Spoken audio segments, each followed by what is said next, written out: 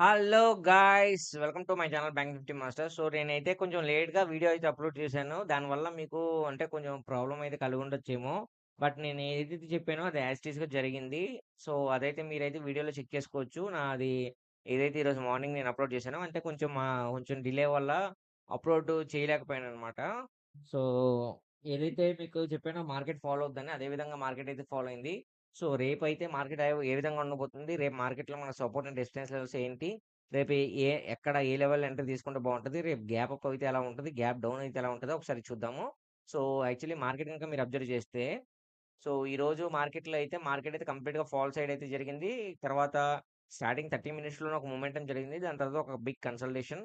So, నేనైతే మీకు క్లియర్‌గా చెప్పాను. స్టార్టింగ్ 15 మినిట్స్‌లోనే మార్కెట్ అయితే కొంచెం కొలాప్స్ అయ్యే అవకాశం ఉంది కాబట్టి, మీరు అంటే మినిమల్ పాయింట్స్‌తో ఎగ్జిట్ అయిపోండి. మరీ లార్జ్‌గా టార్గెట్ అనేది పెట్టుకోవద్దని కూడా చెప్పాను. సో, అదే విధంగా నేను ఏ లెవెల్ వరకు పడుతుందనేది కూడా మీకు క్లారిటీ ఇచ్చాననమాట. మీకు అది వీడియోలో చెక్ చేసుకోండి.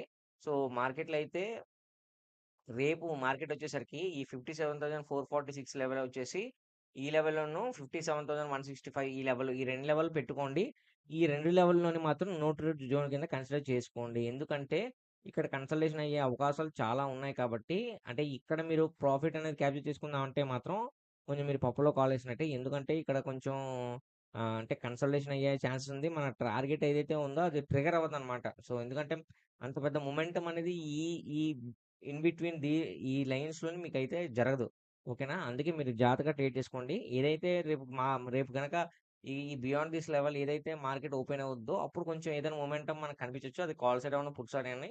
బట్ ఓవరాల్‌గా అయితే ఈ రోజు మార్కెట్ బట్టి మనం చూసుకుంటే, రేపు మార్కెట్ అయితే అంటే ఓపెనింగ్ మీద ఆధారపడి ఉంటది ఫ్రెండ్స్. ఓపెనింగ్ ఒకవేళ ఇన్ కేస్ గనక స్ట్రెయిట్‌గా గ్యాప్ డౌన్ అయ్యి మార్కెట్ కొంచెం ఫాల్ అయ్యి ఈ లెవెల్ బ్రేక్‌ఔట్ అయితే మాత్రం 15 మినిట్స్ క్యాండిల్ గాని, 30 మినిట్స్ క్యాండిల్ గాని మీరు ఎంట్రీ తీసుకోవచ్చు. మీకు కొంచెం పర్లేదు మార్కెట్ కొంచెం ప్రాఫిట్ అనేది వచ్చే ఛాన్సెస్ ఉంది. కానీ ఈ లెవెల్ బ్రేక్‌ఔట్ అవ్వకుండా మాత్రం మీరు ఎటువంటి ఎంట్రీ అయితే తీసుకోవద్దు. అది రిస్క్ అనమాట. ఓకేనా? ఒక స్ట్రాటజీ పెట్టుకొని వెళ్తే మనకు కొంచెం ప్రాఫిట్స్ వస్తాయన్నమాట. ఆ విధంగా మీరు ప్లాన్ చేసుకోండి. ఓకేనా? సో, అంటే నేను ఎక్స్‌పెక్ట్ చేస్తుందేంటంటే, మళ్ళీ మార్కెట్ కొంచెం కొలాప్స్ అయ్యే అవకాశాలయితే క్లియర్‌గా కనిపిస్తుంది. రిజెక్షన్ ఇచ్చినా సరే, సో, మార్కెట్ గ్రాడ్యువల్‌గా ఇక్కడ ఈ లెవెల్ వరకు పడే అవకాశం ఉంది. ఇక్కడ నుంచి బౌన్స్ బ్యాక్ అయ్యే అవకాశాలు కూడా ఉన్నాయి. సో, రేపు మార్కెట్ అయితే కొంచెం ఫాలో అయ్యే సిగ్నల్స్ కనిపిస్తుంది కాబట్టి, నేనైతే కొంచెం మార్కెట్‌లో మనం ఏదైతే జోన్ పెట్టుకున్నామో, ఆ జోన్ బ్రేక్‌ఔట్ అయితే అప్పుడు ఎంట్రీ తీసుకోవడానికి ప్లాన్ చేసుకుంటాను. అది కూడా పుట్ ఆప్షన్‌ని ప్లాన్ చేసుకుంటాను. ఓకేనా? సో, ఇంకా మార్కెట్‌లో సపోర్ట్ అండ్ రెసిస్టెన్స్ లెవెల్స్ అనేది నేను వీడియో ఎండ్‌లో పెడతాను. మీకు కావాల్సిన స్క్రీన్‌షాట్ తీసుకోండి. అండ్ తిరిగి మళ్ళీ మనం రేపటి వీడియోలో మళ్ళీ మనం కలుద్దాం. నా వీడియో గనుక నచ్చితే వీడియోని లైక్ చేసి ఛానల్ అయితే సబ్స్క్రైబ్ చేసుకోండి. ఓకేనా ఫ్రెండ్స్? Thanks for watching.